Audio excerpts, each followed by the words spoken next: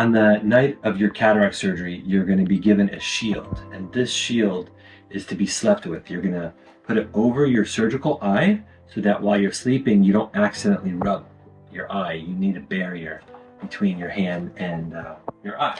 And so people always ask, how do you position this? And so this is how it's supposed to be oriented. So today we operated on the right eye, and this way is oriented nicely. It's kind of hard to put it this way. You could, but it's meant to be like this, right? And so you just want to tape it on. You can use paper tape or plastic tape. I have 1/4 inch plastic tape right here.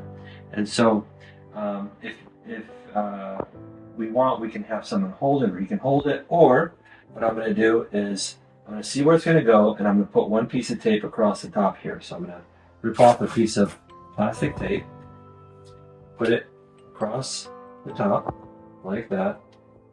And then I'm going to put it like that.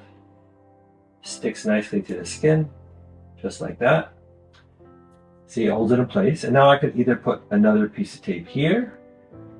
You can put one here, but I think the next one I would put would be right there.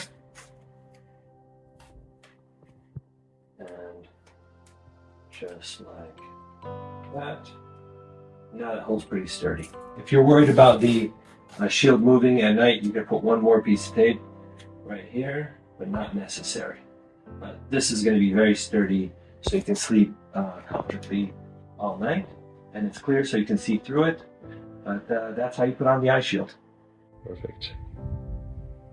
Definitely 1 and 2 are most important, and then third one if you want.